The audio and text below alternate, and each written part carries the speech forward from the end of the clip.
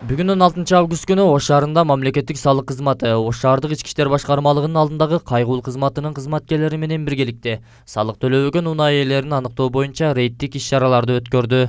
Быйылкы жылы унаа салыгын төлөө мөөнөтү 1-сентябрда аяктайт. Мыйзамга ылайык салыкты өз убагында төлөбөгөндүгү үчүн 1000 сом өлчөмүндөгү административдик айып каралган. Мындан тышкары салык төлөөнүн ар бир өткөн күнүнө туум эсептелинет.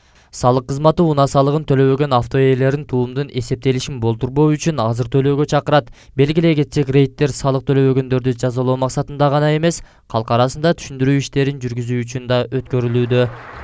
Айдоочу көлүгүңүздү, машиналарды каттоочу көлүгүн жана налогуңузду жана патентиңизди. Сиз пассажир ташыйсыздар туурабы? Такси кызматында иштейсиз. Барбы? Эскиси бар?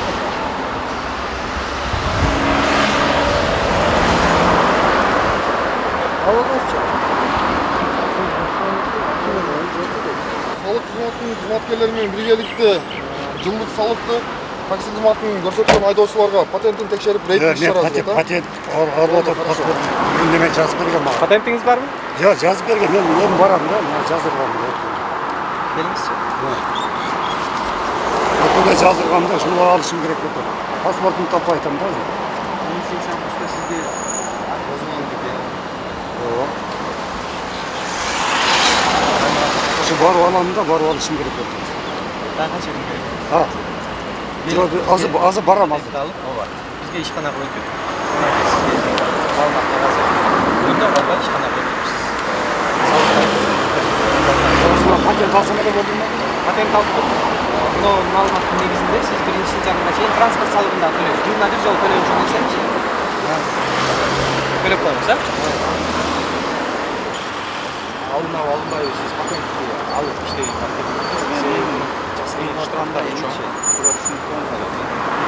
андан кийин 1-сентябрга чейин транспорт салыгын төлөйсүз.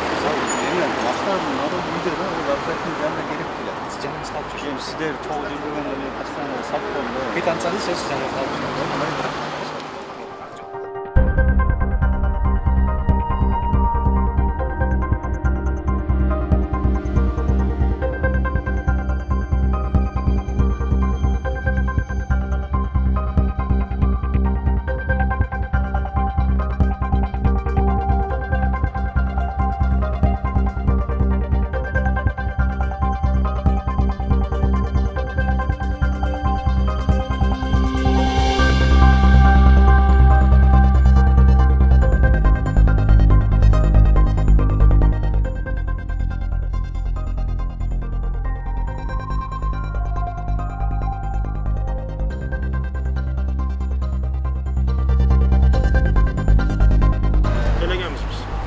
Maşallah.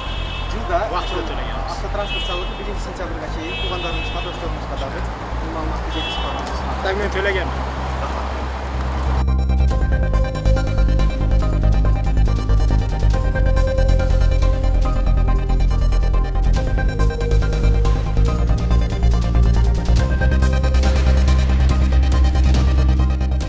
Ар бир жарандын милдети бул салыкты төлөш.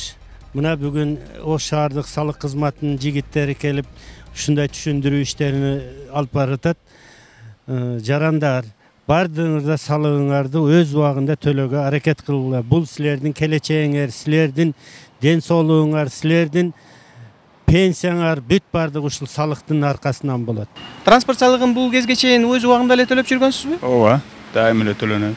Мындан кийин дагы өз убагында төлөөнү жана башкаларды дагы төлөөгө чакырууңузду суранат элек. Уулдарыңызды, балким балдарыңыз болсо, төлөп коем, өзүм төлөйм дайым эле. А жер салыгын бошотконун жакшы айтып койдуңуз, мен төлөп эле жүрөм го. Пенсионерлер жер салыгынан бошотулган. Мүлк объектилерин төлөөгө. Рахмат сиздерге. Рахмат. Саламатсыздарбы?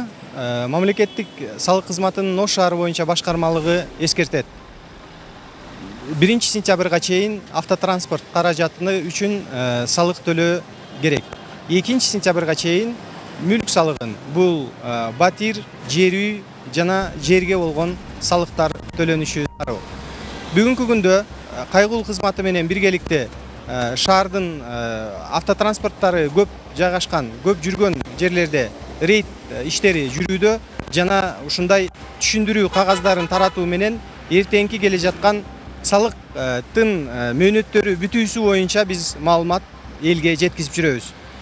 Рейдтин жүрүшүндө аныкталгандай бизде шаардын жана такси кызматын көрсөткөндөрдүн дээрлик көпчүлүгүндө патенттердин жоктугу аныкталып жатат.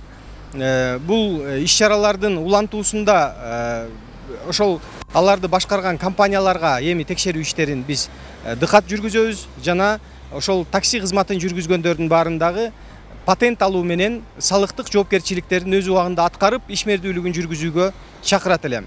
Дагы бир жолу эскертейин, 1-сентябрга чейин автотранспорт каражатына болгон салыктарды төлөө керек. 2-сентябрга чейин турак үй, жер жана батирлер үчүн салыктарды төлөөгө милдеттүү жарандарыбыз. Демек, квартира, батирлер 110 чарчы метрден өткөндөрү салык салынуучу объект болуп эсептелет. Жер үйлөр 180 чарчы метрден өткөндөрү салык салына турган объекттердин катарына кирет. Жана бир жарандын атында бирден ашык бир нече мүлк объекттери болсо, бирөөсүн бошотууга тандайт дагы, калганына мүлк салыгын төлөө милдеттемеси келип чыгат.